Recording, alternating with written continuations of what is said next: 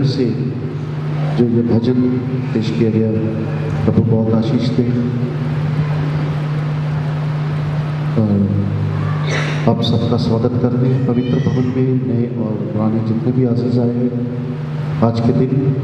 और हमारे बीच में मसीह परिवार की तरफ से ब्रदर जी हमारे बीच में हैं। इस प्रोग्राम को आप YouTube पे लाइव देख सकते हैं। मसीह परिवार आप लिखेंगे तो वहाँ पर ये प्रोग्राम ये सैटरडे और मे बी संडे को ये टेलीकास्ट हो जाएगा। परमेश्वर का धन्यवाद करते हैं। मेरे अजीज़ों, हम आज देख रहे हैं कि प्रभु यीशु मसीह के उन 7 वचनों को जो क्रूस पर से कहे गए, और पहला वचन जो उन्होंने कहा संत लूका की इंजील उसका 23वां अध्याय और उसके 34वें वचन में, हे पिता इन्हें क्षमा कर क्योंकि ये नहीं जानते कि वे क्या कर रहे हैं। पिता के आगे विनती है उस क्रूस पर। मेरे अजीजों, प्रभु यीशु को उस क्रूस पर पहुंचने से पहले, प्रभु यीशु को उस क्रूस पर आने से पहले अगर हम देखें तो प्रभु यीशु मसीह पूरी रीति के साथ अपने कार्यों में लगे हुए थे। इस समय से थोड़ा सा पीछे जाए तो इतवार को हमने पाम संडे जो सेलिब्रेट किया, प्रभु यीशु की यरूशलेम में एंट्री हो चुकी थी और फसह से ठीक पहले वो स्थान पर पहुंच चुके थे और धीरे धीरे वो अपनी मंजिल की तरफ बढ़ते जा रहे थे। और अभी कल जो हमने मॉन्टी थर्सडे जब शाम को हम इकट्ठे हुए थे तो हमने पवित्र वचनों के द्वारा देखा था कि प्रभु यीशु मसीह अपने शिष्यों के साथ अंतिम भोज में इकट्ठे हुए थे और उन्होंने अपने शिष्यों को के पैरों को धोकर ये नमूना दिखाया था कि हम एक दूसरे की सेवा करें, हम नम्र बने, दीन बने। मेरे अजीजों, फिर वो समय आ चुका था, फिर वो घड़ी आने वाली थी और हम ये देखते हैं संत मरकुस की अंजील उसके 15वें अध्याय में, संत मत्ती की अंजील उसके 27वें अध्याय में, संत लूका की अंजील उसके 23वें अध्याय में और संत यूहन्ना की अंजील उसके 19वें अध्याय में हम देखते हैं कि ये प्रभु यीशु मसीह का क्रूसीफाइड टाइम था और तशद्दुद का समय था, ये दुख का समय था। प्रभु यीशु मसीह जिस घड़ी के लिए आए थे, और हम देखते हैं इब्रानियों 5 की 7 में अगर हम देखें तो उसमें लिखा है कि उसने अपने शरीर में होकर उस समय आंसू बहा कर और ऊंचे शब्द से पुकार कर प्रार्थना की, क्योंकि जिस घड़ी के लिए वो आया था, जिस मकसद के लिए वो आया था, जिस कार्य के लिए आया था, जो वो करना चाहता था, वो इतना आसान नहीं था। और आगे हम देखते हैं कि मरकुस की अंजील उसके 19 की 15 और 20 में अगर हम देखें तो उसमें लिखा है कि वो वेदना से तड़प रहा था, असहनीय वेदना जो सहन नहीं हो पा रही थी, जो इतनी दर्द था जिसमें सोचकर कि मैं किस तरफ जा रहा हूँ। मेरे अजीजों, जब हम देखते हैं, जब हम इस चीज़ को महसूस करते हैं कि मेरे आगे किस तरह का तशद्दुद है, किस तरह की तकलीफ है, तो हम उसमें आगे बढ़ना नहीं चाहते। प्रभु यीशु के सामने भी वो क्रूस थी, वो जानता था कि उन्हें किस सिलातों में से जाना पड़ना था, वो जानता था कि उसे क्या सहना पड़ेगा। और संत मत्ती के अंजील उसकी 26 वचन में 39 से 45 में लिखा है कि यीशु उदास हो गया और व्याकुल हो गया, वो व्याकुल हो गया, उदास हो गया। और संत यूहन्ना की अंजील उसका 17वां अध्याय पहले वचन में लिखा है कि वो कहते हैं कि हे पिता, मैं घड़ी आ पहुंची है। वो जिस कार्य के लिए आया था, जिस मकसद के लिए आया था, वो समय आ चुका था। वो मनुष्य के पुत्र के रूप में उस धरती के ऊपर अपने कार्य को पूरा करने के लिए, भविष्यवाणियों को पूरा करने के लिए जो उसके लिए कही गई थी, जो उसके बारे में बताया गया था, जो नबियों के द्वारा बताया गया था, जो उसके लिए व्यवस्था को पूरा करने के लिए कहा गया था, सब कुछ को पूरा करने के लिए अपनी मंजिल की तरफ बढ़ता जा रहा था। और वो इस तरह बढ़ रहा था कि जैसे एक मेमने का वध किया जाता है, वो अपनी जगह पर चुपचाप खड़ा रहता है। मेरे अजीजों, जब वो अपने शिष्यों के साथ बैठा था, जब अंतिम भोज में बैठा था, जब वो अंतिम भोज कर रहा था, उसने रोटी ली और तोड़कर अपने शिष्यों को दी और कहा कि ये मेरा बदन है जो तुम्हें दिया जाता है। और उसने रोटी देने के बाद प्याले को लिया और कहा कि ये मेरा खून है जो बहुतों के लिए बहाया जाता है, जब इसे पियो मेरी यादगारी में ऐसा ही किया करो। वो लहू, उस समय वो उस वाचा को नहीं समझ सके। प्रभु यीशु ने कहा कि ये नई वाचा है। मेरे अजीजों, प्रभु यीशु ये सब करने के बाद जब प्रार्थना करने के लिए गए, उसने अपने शिष्यों को कहा कि तुम प्रार्थना करते रहो, मैं भी प्रार्थना करने जा रहा हूँ, तुम जागते रहो। मगर जब उसने वापस आकर देखा तो वो क्या कर रहे थे? क्या वो जाग रहे थे? क्या वो प्रार्थना कर रहे थे? वो सो रहे थे। फिर वो दोबारा गया, फिर उसने दोबारा आकर कहा कि जागते रहो। मगर तीसरी बार उसने आकर ये नहीं कहा कि तुम जागते रहो, उसने कहा कि तुम सो जाओ, विश्राम करो। मेरे अजीजों, परमेश्वर का वचन है, परमेश्वर पूरी तरह से उस समय के लिए तैयार है। उसका पसीना जो है वो मिट्टी के ऊपर, धरती के ऊपर खून बनकर बह रहा था, वो व्याकुल हो रहा था, वो पूरी रीति के साथ अपने आप को समर्पित करने के लिए आगे बढ़ रहा था।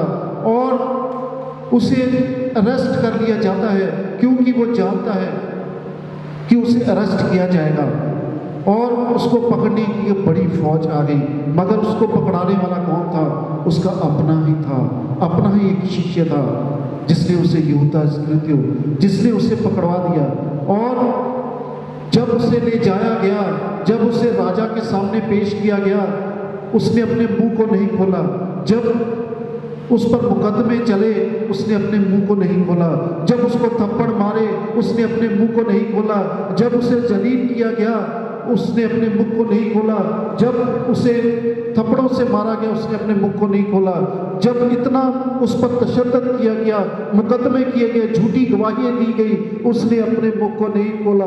जब उसे क्रूस पर चढ़ा दिया गया, उसने अपने मुख को नहीं खोला। जब उसके कपड़े फाड़ दिए गए, फाड़कर, उसने अपने मुख को नहीं खोला। जब उसे उसके सर पर कांटों का ताज रख दिया गया, उसने अपने मुख को नहीं खोला। वो परमेश्वर मुख को खोलना चाहता था। वो जानता था कि वो क्या कर रहा है। वो ये भी देख रहा था कि जो वो कर रहे हैं वो उनके लिए प्रार्थना कर रहा है। वो उनको बचाने के लिए इस धरती पर आया है, वो उनको नया जीवन देने के लिए इस धरती पर आया है। उसका मुख खुलने के लिए तैयार है, मगर उस पर मुकदमे चल रहे हैं। फसह का पर्व, फसह का मेमना जो है वो बलिदान होने के लिए तैयार है। उस क्रूस पर चढ़ा दिया गया है और उसका ठट्ठा उड़ाया जा रहा है, उसका मजाक उड़ाया जा रहा है, उस पर तशद्दुद हो रहा है, उसके मुख पर थूका जा रहा है, उसे मारा जा रहा है, उसकी हंसी उड़ाई जा रही है और अत्याचार उस पर होता जा रहा है। पूरी रीति के साथ उसे जलील किया जाता है। इस स्थिति में क्या होता है? उसने अपने मुख को नहीं खोला।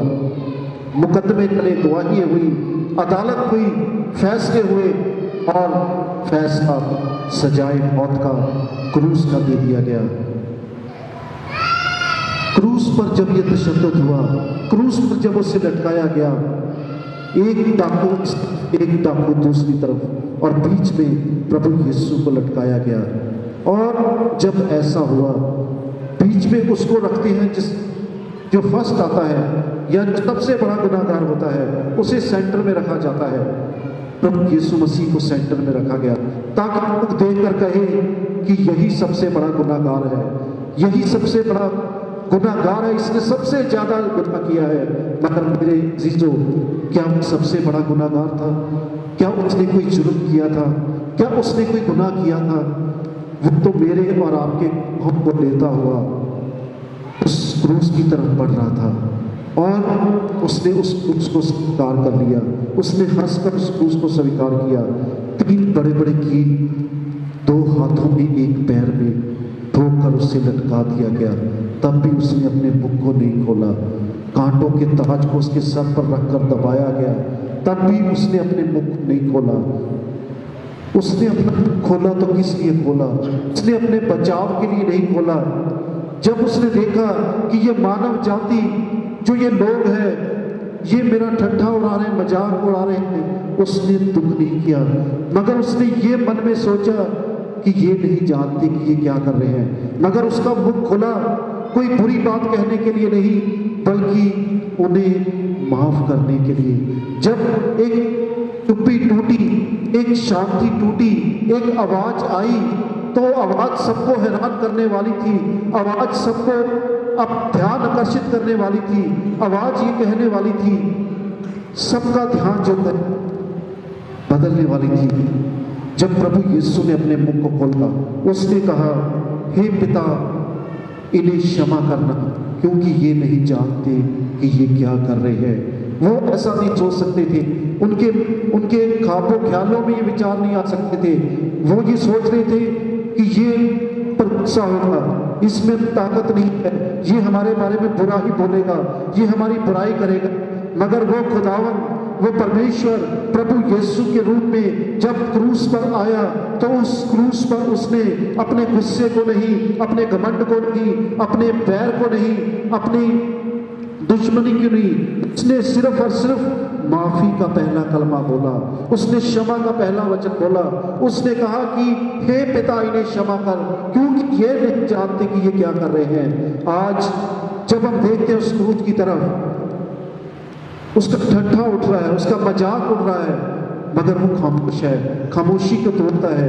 दो डाकू तो वहां थे जिन्होंने मासूम बच्चों को यतीम बनाया था, जिन्होंने औरतों को विधवा बनाया था, जिन्होंने घरों को लूटा था, जिन्होंने अत्याचार किया था। मगर प्रभु यीशु ने क्या किया था?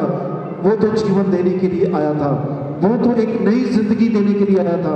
आज उस क्रूस के आगे ठट्ठा हो रहा था, कपड़े बांटे जा रहे थे, दोष लगाया जा रहा था, सब कुछ ऐसा हो रहा था।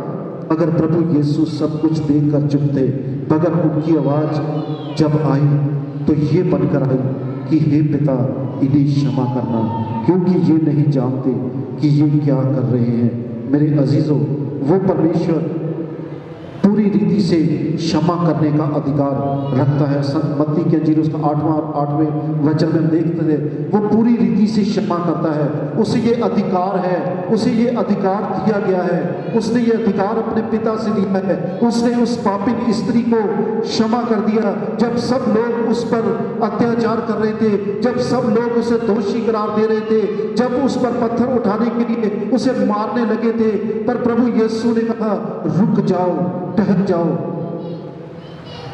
उसने कहा कि पहला पत्थर वही मारेगा जिसने कोई दोष नहीं किया, जिसने कोई पाप नहीं किया।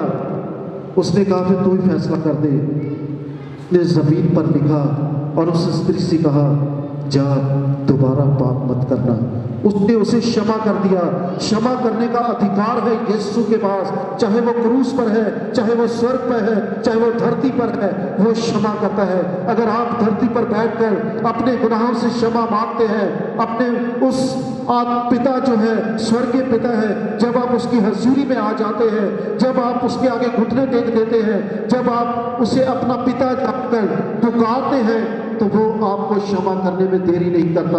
वो आपके लिए विनती करता है, वो आपके लिए प्रार्थना करता है, क्योंकि जब वो उनको क्षमा कर सकता है जो उस पर अत्याचार कर रहे थे, जो उसका मजाक उड़ा रहे थे, जो नहीं जानते थे कि जिसे क्रूस पर लटकाया गया है, जो प्रभु यीशु है, वही तो इनको बचाने के लिए आया है, वही तो इन्हें नया जीवन देने के लिए आया है, वही तो इनके जीवन में एक नई रोशनी देने के लिए आया है। वो परमेश्वर को नहीं पहचान पाए और वो नहीं जानते थे कि ये परमेश्वर जो क्रूस पर लटका है और जो उस क्रूस से लहू बह रहा है, जो ये 3 कील ठोके हमने कील ठोके हैं, ये तो हमारे लिए उद्धार है।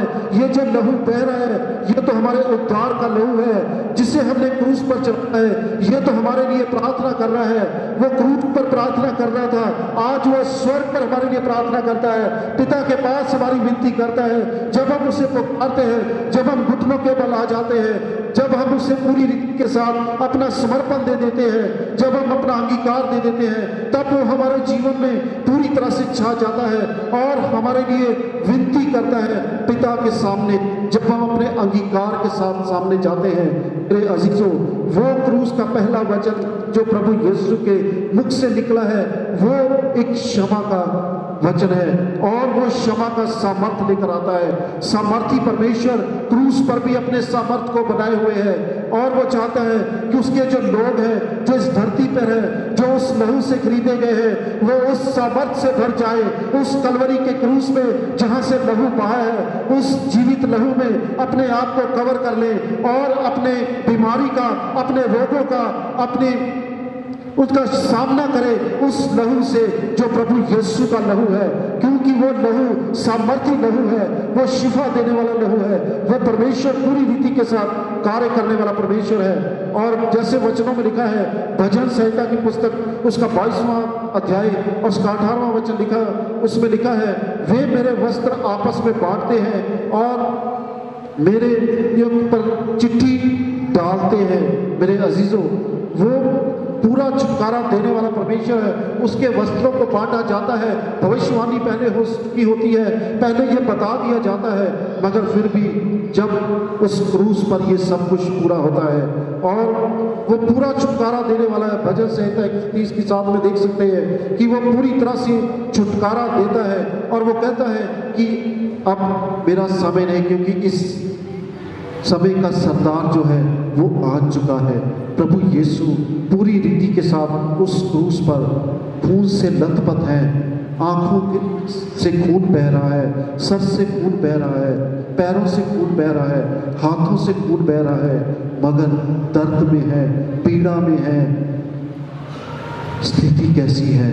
ऐसी स्थिति में मुख से कैसे आवाज ही नहीं निकलती, मगर फिर भी वो परमेश्वर के सामर्थ्य में है, मनुष्य के पुत्र के रूप में। वो इसलिए कि कोई ये ना कहे कि अगर कोई प्रभु परमेश्वर के लिए दुख उठाता है, मगर सबसे पहले उसने वो दुख उठाया, उसने दुख उठाकर हमें ये बताया कि दुख क्या होता है, उसने हमें ये बताया है कि पीड़ा क्या होती है, उसने हमें ये दिखाया है कि जलील करना किसे कहते हैं, उसने हमें ये दिखाया है कि बेइज्जती क्या होती है।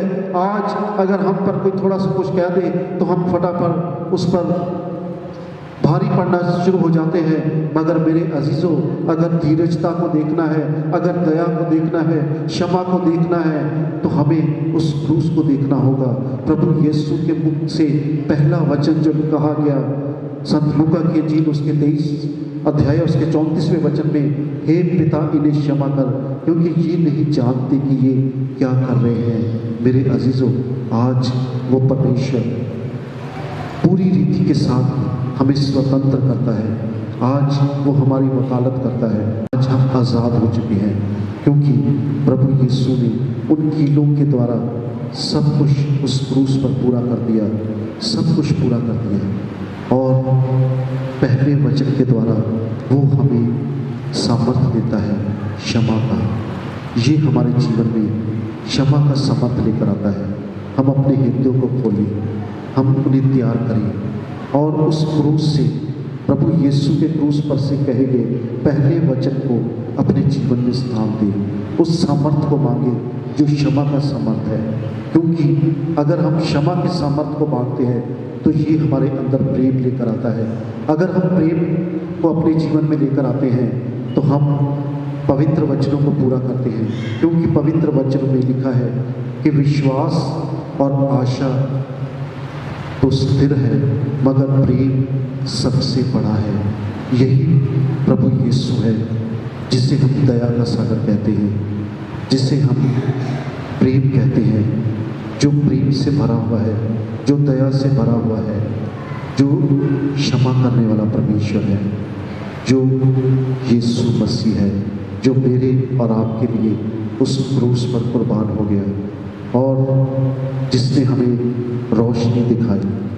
आइए हम क्षमा के सामर्थ्य के साथ अपने आप को तैयार करें, प्रार्थना करें। पिता परमेश्वर, धन्यवाद करते हैं आज के वचन के लिए, जो आपने क्रूस पर से दर्द, पीड़ा और चिंतों में जो ये दर्द में बनकर भी क्षमा का वचन कहा।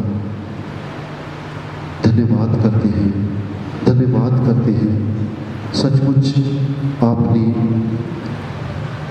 सामर्थ्य दिखाई है क्षमा की उस क्रूस पर अपने पहले वचन के द्वारा, और आपने कहा है कि हे पिता इन्हें क्षमा कर, क्योंकि ये नहीं जानते कि ये क्या कर रहे हैं। सचमुच पिता परमेश्वर, आज हम भी नहीं शायद जानते कि हम क्या कर रहे हैं, मगर हम प्रार्थना करते हैं कि हम क्षमा किए जाएं, हम आपके प्रेम का हिस्सा बन जाएं, हम आपकी दया का हिस्सा बन जाएं और हम अपने जीवनों में क्षमा को स्थान दे सकें, प्रेम को स्थान दे सकें। हम धन्यवाद करते हैं, विश्वास के साथ, उम्मीद के साथ इस प्रार्थना को मांगते हैं हमारे खुदावंद यीशु मसीह के वसीले से, आमीन। प्रभु यीशु मसीह का क्रूस पर से बोला गया दर्द और पीड़ा में दूसरा वचन जो है, नवजीवन प्रदान करने की सामर्थ एक डाकू के लिए जिसने अंगीकार किया और सचमुच उसके जीवन में बड़ा बदलाव आया और उसके लिए कहा गया, आज ही तो मेरे साथ स्वर्ग लोक में होगा। आइए हम इस वचन की तरफ आगे बढ़े, सिस्टर नीलम जी के साथ मिलकर इन वचनों के सफ़र में जाएंगे जो क्रूस पर से बोला गया प्रभु यीशु मसीह का दूसरा वचन। दादे सेवकां नूं जय मसीह की। प्रभु का धन्यवाद करते हैं कि प्रभु ने थोड़ा समा दिता। साढ़े च कोई खूबी लियाकत नहीं, परमेश्वर का गॉड गिफ्ट है और परमेश्वर सबनों ये देना चाहता है। प्रभु का धन्यवाद करते हैं, शुक्र करते हैं किसी खुदा के सेवक को बहुत अच्छा वचन सीखा और हमेशा ही जब तक साड़ी जिंदगी असीं सीखते ही जाना और दूसरों को सिखाना है। हालेलुया। असीं हुण दूसरा जिहड़ा वचन है परमेश्वर के क्रूस ते जान तो पहले 7 गल्लां कहियां सी जो खुदा के सेवक ने सब ना पहला सानूं गल दसी है माफ़ी ते, और दूसरी गल है नव जीवन ते। साडे विचों असीं कई जने होंगे साडे कोल नव जीवन नहीं हैगा, बहुत कुछ होएगा पर जीवन नहीं होएगा। पर बाइबल सानूं बयान करती है कि यीशु मसीह जीवन देने के लिए ही आया है। जदों असीं यूहन्ना 10:10 विच जाने हाँ, उत्थे लिखिया है मैं आया वां तुहानूं जीवन देने लई ते चोखा जीवन देने के लिए, बहुतायत का जीवन देने के लिए आया है। वो सबनों जीवन देने आए, सारी मानव जाति को, चाहे वो किसी प्रकार की भी जात विच है। और दूसरी गल है जो असीं उत्थे डाकुआं की गल नूं पढ़ते हाँ तो एक डाकू ने नव जीवन नहीं प्राप्त किया, दूसरे ने प्राप्त किया। वो किस तरह कर लिया उन्हें प्राप्त? वो चर्च भी नहीं गया होना, बाइबल भी नहीं उहदे कोल सी ना, उन्हें किते ना किते यीशु मसीह की गल्लां बातां सुन लिया होनियां ने, पर उन्हें नव जीवन किस तरह प्राप्त किया है, ये उत्ते असीं अज गौर करना है कि एक डाकू ने जो नव जीवन प्राप्त किया है किस तरह किया है। असीं तो शायद डाकू नहीं होवांगे, असीं होर गल्लां दे विच डाकू हो सकते हाँ, पर वो किहड़ियां गल्लां विच डाकू सी? मारकुट च, लुट्टण विच, कई प्रकार दियां, क्योंकि असीं सब जानते हाँ। जिन्ना समा परमेश्वर के सेवक ने मैनूं दिता मैं उन्हें विच खत्म करांगी। सो परमेश्वर का धन्यवाद करते हैं। उसने 2 डाकुओं ने, जो एक डाकू ने उन्होंने कहा सी कि तू मसीह है, तू थल्ले आ जा, मैनू भी बचा ला ते आप भी बच जा। पर दूसरे ने गल नहीं कही, दूसरे ने बड़े हलीमी दे नाल डर के गल कही है कि असीं तां बहुत सारे पाप किए हैं, पर इन्हें तो कोई भी नहीं गुनाह किया। इन्नी गल करन दे बावजूद भी उसने फिर भी हलीम होकर परमेश्वर के अगे बिनती की है। तो यीशु मसीह नूं बिनती जो कोई करता है तो उन्हें कहा जद भी तू मैनूं पुकारेगा मैं तैनूं उत्तर देवांगा। हालेलुया। मैं हवाले नहीं पढ़ावांगी क्योंकि फिर टाइम काफी हो जाए, क्योंकि हवाले तो बहुत है परमेश्वर ने दिते हुए हैं। तो मैं परमेश्वर 1-2 ही जड़े हवाले मैं तुहानूं दसांगी। सो दूसरे डाकू ने जो हलीम होकर बेनती की है तो परमेश्वर ने उसकी बेनती नूं सुनिया है। उन्हें एक ही गल कही है, कुछ नहीं उन्हें मंगया। उन्हें कहा परमेश्वर जब तू अपने राज में आवे मैनूं चेते रखी। अज असीं ये गल नहीं मंगते, असीं अपनी जिंदगी के पहले गौर करना, फिर असीं दूसरे की जिंदगी के नाल गल कर सकते हैं, क्योंकि ये वचन जिहड़ा है एक कलाम सब दे लई है। जदों असीं पहला तिमोथियुस 1:15 विच पढ़ते हाँ, उत्थे लिखिया है ये वचन पूरा मनण दे ते पक्का जोगे है कि ਯਿਸੂ ਮਸੀਹ ਪਾਪੀਆਂ ਨੂੰ ਬਚਾਉਣ ਦੇ ਲਈ ਆਇਆ ਹੈ। ਬੋਲੋ ਹਾਲੇਲੂਇਆ, ਹਾਲੇਲੂਇਆ, ਹਾਲੇਲੂਇਆ। ਬਾਈਬਲ ਇਸ ਗੱਲ ਨੂੰ ਬਿਆਨ ਕਰਦੀ ਹੈ ਕਿ ਯਿਸੂ ਮਸੀਹ ਧਰਮੀਆਂ ਦੇ ਲਈ ਨਹੀਂ ਆਇਆ, ਪਾਪੀਆਂ ਦੇ ਲਈ ਆਇਆ ਹੈ। ਤੇ ਜਿਹੜਾ ਉਹ ਡਾਕੂ ਸੀ ਉਹ ਵੀ ਪਾਪ ਹੀ ਕਰਦਾ ਸੀ। ਤੇ ਪਰਮੇਸ਼ਵਰ ਦਾ ਕੋਈ ਵੀ ਵਚਨ ਅਧੂਰਾ ਨਹੀਂ ਹੋਣਾ, ਉਹ ਪੂਰਾ ਹੋਣਾ ਹੈ ਸਾਡੀ ਜ਼ਿੰਦਗੀ 'ਚ। ਹਾਲੇਲੂਇਆ। ਚਾਹੇ ਉਹ ਡਾਕੂ ਹੈ, ਚਾਹੇ ਉਹ ਛੋਟਾ ਬੱਚਾ ਹੈ, ਚਾਹੇ ਉਹ 25 ਸਾਲ ਦਾ ਬਜ਼ੁਰਗ ਹੈ, ਚਾਹੇ ਉਹ 100 ਸਾਲ ਦਾ ਬਜ਼ੁਰਗ ਹੈ, ਪਰਮੇਸ਼ਵਰ ਦੇ ਜਿਹੜੇ ਵਚਨ ਜਦੋਂ ਅਸੀਂ ਹਿਰਦੇ ਤੋਂ ਮੰਨ ਲਾਂਗੇ ਸਾਡੀ ਜ਼ਿੰਦਗੀ 'ਚ ਪੂਰੇ ਹੋ ਜਾਣਗੇ। ਹਾਲੇਲੂਇਆ। ਉਸ ਡਾਕੂ ਨੇ ਸਿਰਫ ਹਿਰਦੇ ਤੋਂ ਕਿਹਾ ਸੀ। ਅੱਜ ਦਿਲ ਤੋਂ ਮੰਨ ਕੇ ਜਦੋਂ ਅਸੀਂ ਪਰਮੇਸ਼ਵਰ ਦੇ ਨਾਲ ਅੰਗੀਕਾਰ ਕਰ ਲੈਂਦੇ ਹਾਂ ਤਾਂ ਪਰਮੇਸ਼ਵਰ ਸਾਨੂੰ ਨਵਾਂ ਜੀਵਨ ਦਿੰਦਾ ਹੈ। ਸੱਚੀ ਤੋਬਾ ਇੱਕੋ ਵਾਰ ਕਰਨੀ ਹੈ, ਨਾ ਕਿ ਅਸੀਂ ਬਾਰ-ਬਾਰ ਤੋਬਾ ਕਰਨੀ ਹੈ। ਹਿਰਦੇ ਤੋਂ ਜਦੋਂ ਅਸੀਂ ਸੱਚੀ ਤੋਬਾ ਕਰਦੇ ਹਾਂ ਉਸੇ ਵੇਲੇ ਹੀ ਪਰਮੇਸ਼ਵਰ ਸਾਡੇ ਲਈ ਸਵਰਗ ਖੋਲ ਦਿੰਦਾ ਹੈ। ਬਹੁਤ ਨੇ ਪਾਪ ਕੀਤੇ ਹੋਣਗੇ, ਪਰ ਜਦੋਂ ਨੇ ਯਿਸੂ ਮਸੀਹ ਨੂੰ ਕਲਵਰੀ ਕਰੂਸ ਤੇ ਦੇਖਿਆ ਆਪਣੇ ਨਾਲ ਲਟਕਦੇ ਆ, ਤੇ ਉਹਨੇ ਇੱਕੋ ਹੀ ਗੱਲ ਮੰਗੀ ਕਿ ਪ੍ਰਭੂ ਜਦ ਵੀ ਤੂੰ ਆਵੇਂ ਆਪਣੇ ਰਾਜ ਵਿੱਚ ਮੈਨੂੰ ਚੇਤੇ ਰੱਖੀ। ਅੱਜ ਸਾਨੂੰ ਵੀ ਇਹੀ ਗੱਲ ਕਹਿਣ ਦੀ ਲੋੜ ਹੈ, ਪਰ ਅਸੀਂ ਆਪਣੀ ਜ਼ਿੰਦਗੀ ਦੀਆਂ ਜ਼ਰੂਰਤਾਂ ਨੂੰ ਮੰਗਦੇ ਹਾਂ, ਉਹਦੇ ਰਾਜੇ ਨੂੰ ਨਹੀਂ ਮੰਗਦੇ। ਜਦੋਂ ਅਸੀਂ ਰਾਜੇ ਨੂੰ ਮੰਗਾਂਗੇ ਤੇ ਜਦੋਂ ਪਰਮੇਸ਼ਰ ਦਾ ਰਾਜੇ ਤੁਹਾਡੇ ਉੱਤੇ ਹੋਏਗਾ ਤਾਂ ਕਿਹੜੀ ਵਸਤੂ ਦੀ ਸਾਨੂੰ ਕਮੀ ਦੇਗਾ। ਜਦੋਂ ਅਸੀਂ ਮੱਤੀ ਦੀ ਇੰਜੀਲ 7:13 ਚ ਪੜ੍ਹਦੇ ਹਾਂ, ਉੱਥੇ ਲਿਖਿਆ ਹੋਇਆ ਹੈ, ਭੀੜਾਂ ਨੂੰ ਫਾਟਕ ਅਤੇ ਸੋੜਾ ਹੈ ਰਾਹ ਜਿਹੜਾ ਜੀਵਨ ਨੂੰ ਜਾਂਦਾ ਹੈ, ਅਤੇ ਜੋ ਉਸ ਨੂੰ ਲੱਭਦੇ ਨੇ ਉਹ ਬਿਰਲੇ ਨੇ। ਅੱਜ ਘੱਟ ਲੋਕ ਨੇ ਪਰਮੇਸ਼ਰ ਦੀ ਬਾਣੀ ਦੱਸਦੀ ਹੈ ਜਿਹੜੇ ਜੀਵਨ ਨੂੰ ਲੱਭਦੇ ਆ। ਜੀਵਨ ਕਿਹਦੇ ਕੋਲ ਮਿਲਣਾ? ਯਿਸੂ ਮਸੀਹ ਕੋਲ। ਮੁਕਤੀ ਕਿਹਦੇ ਕੋਲ ਹੈ? ਯਿਸੂ ਮਸੀਹ ਕੋਲੋਂ। ਹੋਰ ਉਸ ਤੋਂ ਬਗੈਰ ਮੁਕਤੀ ਨਹੀਂ ਹੈ। ਕਹਿੰਦਾ ਗੰਗਾ ਜਮਨਾ ਤੀਰਥ ਨਹਾ ਲੈ, ਪਰ ਮੁਕਤੀ ਯਿਸੂ ਮਸੀਹ ਕੋਲ ਹੀ ਸਾਨੂੰ ਮਿਲਣੀ ਹੈ। ਕਿਉਂਕਿ ਰਸੂਲਾਂ ਦੇ ਕਰਤੱਵ 4 ਦੀ 12 ਚ ਲਿਖਿਆ ਹੈ ਕਿ ਯਿਸੂ ਮਸੀਹ ਤੋਂ ਬਗੈਰ ਸਾਡੀ ਮੁਕਤੀ ਨਹੀਂ ਹੈ। ਯਿਸੂ ਮਸੀਹ ਤੋਂ ਬਗੈਰ ਸਾਨੂੰ ਜੀਵਨ ਨਹੀਂ ਮਿਲਣਾ। ਪਰ ਸਾਡਾ ਪਰਮੇਸ਼ਵਰ ਦਿਆਲੂ ਔਰ ਕਿਰਪਾਲੂ ਹੈ। ਅਗਰ ਇੱਕ ਡਾਕੂ ਦੀ ਫਰਿਆਦ ਨੂੰ ਸੁਣ ਕੇ ਉਹਨੂੰ ਸਵਰਗ ਰਾਜ ਖੋਲ ਸਕਦਾ ਹੈ ਤਾਂ ਸਾਡੇ ਲਈ ਵੀ ਉਹ ਖੋਲ ਸਕਦਾ ਹੈ, ਪਰ ਸਾਨੂੰ ਕੁਝ ਕਰਨ ਦੀ ਜ਼ਰੂਰਤ ਹੈ।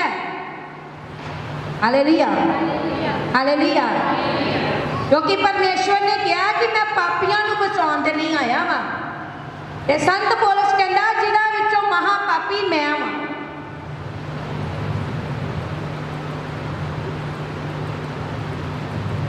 ਜਦੋਂ ਤੁਸੀਂ 118 ਜ਼ਬੂਰ ਉਹਦੀ 20 ਚ ਪੜ੍ਹਦੇ ਹੋ ਤੇ ਉੱਥੇ ਪਰਮੇਸ਼ਰ ਦੀ ਬਾਣੀ ਬਿਆਨ ਕਰਦੀ ਹੈ ਕਿ ਯਹੋਵਾ ਦਾ ਇਹ ਫਾਟਕ ਹੈ ਕਿ ਧਰਮੀ ਇਹਦੇ ਵਿੱਚ ਦੀ ਹੋ ਕੇ ਜਾਣਗੇ। ਉਹ ਧਰਮੀ ਨੂੰ ਆਪਣੇ ਫਾਟਕ ਦੇ ਵਿੱਚੋਂ ਕੱਢਦਾ ਹੈ।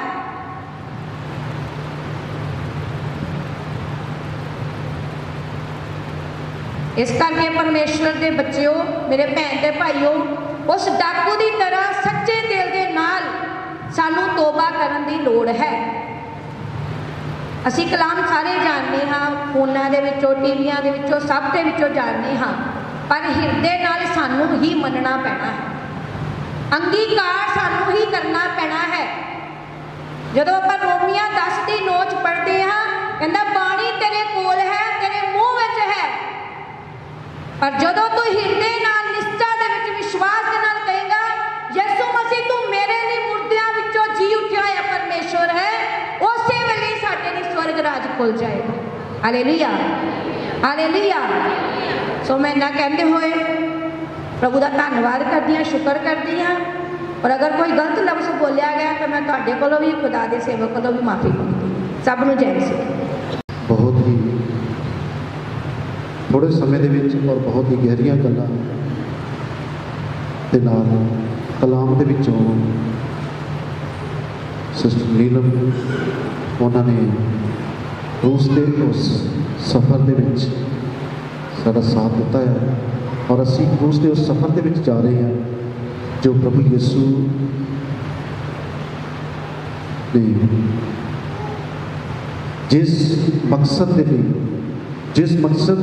जिस दिन ਨੂੰ ਅਸੀਂ ਯਾਦ ਕਰ ਰਹੇ ਹਾਂ ਗੁੱਡ ਫਰਾਈਡੇ ਦੇ ਦੌਰਾਨ, ਉਸ ਕਰੂਸ ਦੇ ਸਫ਼ਰ ਨੂੰ ਅਸੀਂ ਆਪਣੇ ਜ਼ਿਹਨਾਂ ਦੇ ਵਿੱਚ ਯਾਦ ਕਰ ਰਹੇ ਹਾਂ। ਔਰ ਅਸੀਂ ਜਾਣਦੇ ਹਾਂ ਕਿ ਸੱਚਮੁੱਚ ਇਹ ਕੋਈ ਛੋਟੀ ਗੱਲ ਨਹੀਂ ਹੈ, ਬਹੁਤ ਵੱਡੀ ਗੱਲ ਹੈ। ਔਰ ਪਰਮੇਸ਼ਵਰ ਜਾਣਦਾ ਹੈ ਕਿ ਉਹ ਦਰਦ, ਉਹ ਪੀੜਾ, ਉਹ ਤਕਲੀਫ ਕੀ ਹੈ। ਔਰ ਇਹਨਾਂ ਬਿਲਕੁਲ ਸਮੇਂ ਦੀ ਨਜ਼ਾਕਤ ਦੇ ਵਿੱਚ टाइम रखा। और मैं चाहांगा कि वो भी अपने जोड़े अजीज बोलने वाले वो भी समय में जरूर देखन, ताकि आप समय के हिसाब के नाल इबादत को 3 बजे आप संपन्न भी करना है। और आप देखा कि जो प्रभु यीशु मसीह का क्रूस तो तीसरा वचन जोड़ा सी प्रभु यीशु मसीह ने बोलिया, संत यूहन्ना दी अंजील उसका 19वां अध्याय और उसका 25वां वचन जोड़ा है। संत यूहन्ना दी अंजील उसका 19 की 25 तो 27 तक आप देख सकते हैं कि प्रभु यीशु मसीह उस समय किस हालत के विच सी, किस दशा के विच सी और की हो रहा सी, आप देख सकते हैं। मगर परमेश्वर का वचन जिहड़ा है वो सानू बिल्कुल स्पष्ट दसदा है कि प्रभु यीशु ने उस वेले की आख्या। जब यीशु ने अपनी माता और उस चेले को जिससे वह प्रेम रखता था पास खड़े देखा तो अपनी माता से कहा, हे नारी देख, यह तेरा पुत्र है। तब उसने चेले से कहा, यह तेरी माता है। और उसी समय से वह तो उसे अपने घर ले गए। मेरे अजीज़ों, प्रभु यीशु जो मनों को देखने वाला है। अभी जैसे पीछे बहन ने वचन बोला था, दूसरा वचन जो क्रूस पर से था कि उस डाकू को एक नवजीवन मिला कि तो आज ही मेरे साथ स्वर्ग लोक में होगा। मेरे अजीज़ों, जब प्रभु यीशु किसी को ग्रहण कर लेता है, जब प्रभु यीशु किसी के साथ अपना रिश्ता बना लेता है, जब वो जक्कई के घर में गया तो उसने कहा कि आज इस घर में क्या आया है, उद्धार आया है। उस घर में आज ही प्रभु यीशु के साथ जब हम मिल जाते हैं तो प्रभु यीशु से पेंडिंग नहीं छोड़ता।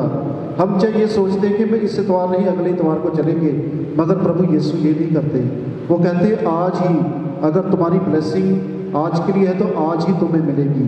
वो उसे पोस्टपोन नहीं करते। हम इबादतों को पोस्टपोन कर देते हैं, मगर परमेश्वर अपनी ब्लेसिंग को पोस्टपोन नहीं करते। हालेलुया। वो परमेश्वर है और उनके फैसलों को कोई बदल नहीं सकता। मेरे अजीज़ों, हम देखते हैं कि वो दर्द, वो पीड़ा में, वो दुख में, वो तकलीफ में उस क्रूस के ऊपर टंगे हुए हैं। आँखों से, सर से, हाथों से, पैरों से, सारे शरीर से खून बह रहा है।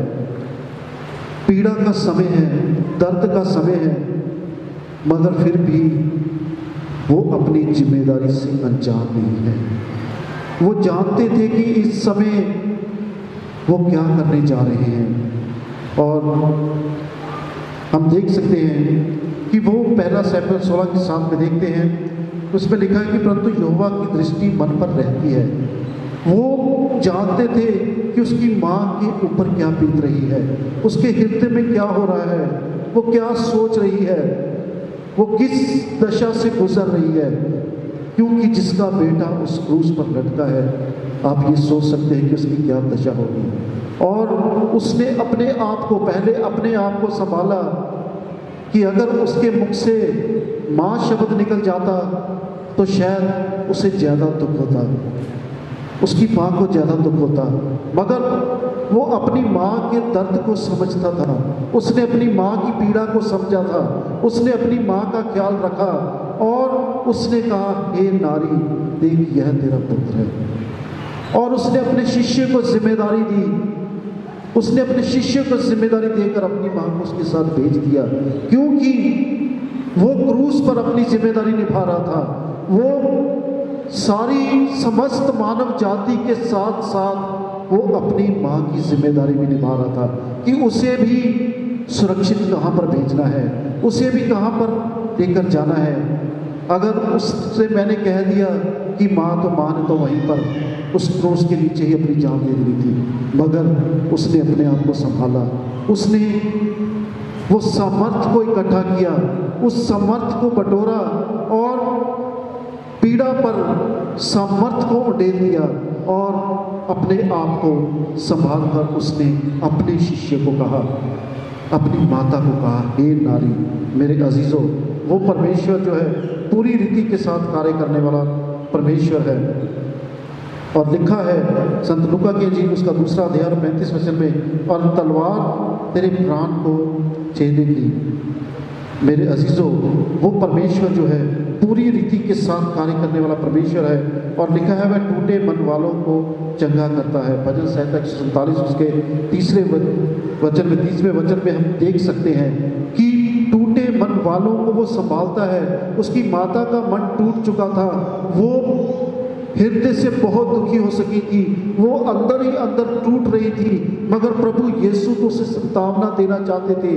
वो टूटे मन वालों को सांत्वना देने वाला परमेश्वर है। वो तो पूरी रीति के साथ चंगा करने वाला परमेश्वर है। वो खुद उस पीड़ा में, उस क्रूस पर लटका अपनी माँ को देख रहा है, अपने शिष्यों को देख रहा है, उन लोगों को देख रहा है, वो सबको देख रहा है और उस सब के लिए प्रार्थना कर रहा है, क्योंकि उसके पास वो सामर्थ है उस पीड़ा को सहने का, उस पीड़ा में बने रहने का, उस पीड़ा में गुजरने का, उस पीड़ा को सह लेने का वो सामर्थ उसके पास है। इसीलिए मेरे अजीजों, 3 वचन में वो सामर्थ से भरता है, पीड़ा के ऊपर सामर्थ को उड़ेल देता है और वो क्रूस पर भी अपने आप को, अपनी जिम्मेदारी को बाखूबी निभाने वाला परमेश्वर है।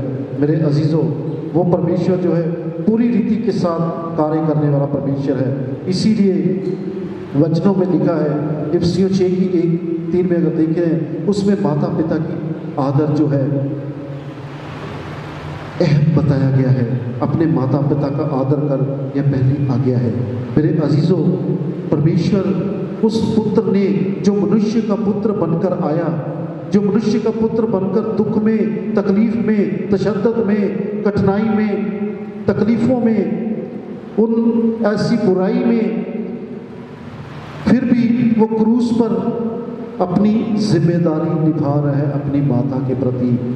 आजकल तो बहुत से बच्चे अपने माता पिता को बीमार होता हुआ देखकर छोड़कर चले जाते हैं या उनको घर से निकाल देते हैं, मगर यहाँ एक पुत्र होने का एहसास बताता है कि अगर तुम पुत्र हो, अगर तुम कठिनाई में हो, तुम अपने माता पिता को ना त्यागो, तुम उनके प्रति अपनी जिम्मेदारी को निभाओ।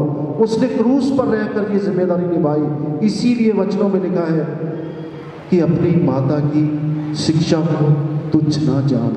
मेरे अजीजों, वचनों में पूरी रीति के साथ परमेश्वर ने, प्रभु यीशु ने मनुष्य के रूप में पहले ये सब कुछ करके दिखा के फिर हमें ये सब कुछ दिया है, फिर हमें ये गुजरने का मौका दिया है। वो कहता है कि जिस पीड़ा से मैं गुजरा हूँ, तुम्हें उसमें से गुजरने की जरूरत नहीं है, तुम्हें उसमें से नहीं गुजरना। तुम अगर मुझ पर विश्वास ही कर लोगे, तुम अपने अंगीकार के साथ मेरे निकट आ जाओगे, तुम मुझे स्वीकार कर लोगे, तो तुम्हें वो क्रूस उठाने की जरूरत नहीं है जो मैंने तुम्हारे लिए 2000 साल पहले ही उठा दी है। हालेलुया। वो परमेश्वर है पूरी रीति के साथ हमारे जीवन जुड़ा हुआ है, वो आज्ञा में भी बना हुआ है, वो पूरी मानव जाति को भी देख रहा है, सबका उद्धार भी कर रहा है, अपने पड़ोसी का भी ख्याल कर रहा है। उसका पड़ोसी जो पहले उससे पुकार रहा है, जिसके साथ टंगा हुआ है, वो उसका पड़ोसी है, उसके साथ में वो कह रहा है कि जब तो अपने स्वर्ग में हो तो मुझे याद करना। वो कहता तूने अंगीकार कर लिया, देख तेरे लिए स्वर्ग खुल गया।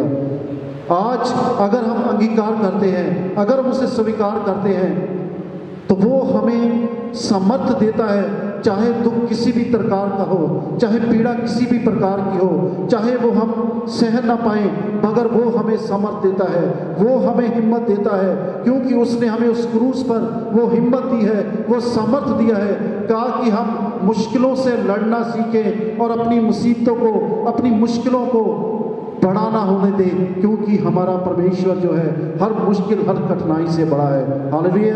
वो परमेश्वर पूरी रीति से बड़ा है। और वो परमेश्वर, वो कहता है यशायाह 49 की 15 में वो कहता है, परंतु मैं तुझे नहीं भूल सकता। वो हमें कभी नहीं भूलने वाला परमेश्वर है। आपके अपने सगी संबंधी आपको भूल सकते हैं, आपके रिश्तेदार आपको भूल सकते हैं, आपके अपने बच्चे आपको भूल सकते हैं, आपके भाई बहन आपको भूल सकते हैं, मगर वो परमेश्वर जो है वो आपको नहीं भूल सकता, क्योंकि जिसने आपकी कीमत चुकाई है, जिसने आपका मोल दिया है, जिसने आपको अपने लहू से खरीदा है, जिसने वो पीड़ा में से गुजरा है, जिसने वो सब कुछ सह लिया है, वो आपको नहीं भूल सकता। उसकी क्योंकि आपकी जो सूरत है उसकी हथेली पर है। रोज वो उसे चेक करता है, रोज वो उसे देखता है, रोज वो आपसे मिलता है, रोज वो आपसे बातें करता है। मगर क्या आप उसकी आवाज़ को सुनते हैं? क्या आप उसकी आवाज़ को सुन पाते हैं? वो चाहता है कि आप उसकी आवाज़ को सुने। मेरे अजीज़ों, वो व्याकुल था, वो प्यासा था, वो दुख में था, वो तकलीफ में था, वो मुसीबत में था, मगर उसके मुख से उफ तक नहीं निकला। उसने क्रूस पर तीसरे वचन में अपने बेटे होने की जिम्मेदारी निभाई। आज वो परमेश्वर, स्वर्ग का परमेश्वर पूरी रीति के साथ हमारे जीवन में कार्य करना चाहता है। इसीलिए वो कहता है कि जागते रहो। हम अपनी जिम्मेदारियों में, अपनी आत्मिकता में, परमेश्वर के वचनों में, अपने विश्वास में, अपनी आशा में हमेशा जागते रहें। कहीं ऐसा ना हो कि परमेश्वर आकर हमें देखे और कहे कि तुम जागते रहो, कहीं किसी परीक्षा में न पड़ जाओ। वो परमेश्वर आज हमें पूरी रीति के साथ शुद्ध करना चाहता है। अगर हमारा दुख क्या होगा उस क्रूस के सामने, जो क्रूस में इतने मोटे मोटे कील जो लगे थे, कांटों का ताज था, इतनी बेइज्जती थी, इतनी जिल्लत थी, इतनी तशद्दुद था। इससे बड़ी और बेइज्जती क्या हो सकती है? अगर हमें कोई कुछ बुरा कह दे तो हम गुस्से से होकर चले जाते हैं। अगर पास्टर ने कुछ कह दिया तो बाहर हम बातें करते हैं कि पास्टर ने हमारे को ऐसा कह दिया। अगर किसी ने कुछ ऐसा कह दिया तो हम कहते हैं कि ऐसा कह दिया। हम उसके लिए प्रार्थना नहीं करते, हम ये नहीं कहते कि उसका जीवन बदल जाए, हम उसकी बुराई करते हैं। मगर प्रभु यीशु का क्रूस क्या कहता है? वो तो दुख में हमें चलना सिखाता है, पीड़ा में से निकलना सिखाता है, और तशद्दुद में, जिल्लत में वो हमें उसमें से निकलना दिखाता है, और अपने पड़ोसी से प्रेम करना सिखाता है, और हमें नया जीवन देता है, और पीड़ा के ऊपर हमें सामर्थ्य देना चाहता है। यही क्रूस हमें दिखाती है, यही क्रूस का रास्ता है, और क्रूस का कोई मार्ग नहीं। क्रूस का मार्ग तो सत्य है, जीवन है, और वही जीवन हमें मिलता है प्रभु यीशु मसीह में। मेरे अजीजों, जो मनुष्य के रूप में पूरी जिम्मेदारी को निभा रहा है उस क्रूस के ऊपर, आज हम भी अपनी जिम्मेदारी में परमेश्वर की हजूरी में बने रहें और जिम्मेदार बने, ताकि हम सचमुच परमेश्वर की निगाह में बने रहें, उसे पसंद आए। और जिस तरह प्रभु यीशु ने एक बेटे होने का हक उस दुख में, उस तकलीफ में अदा किया, हम भी इस आज़ादी में अपनी जिम्मेदारी को पूरा करें।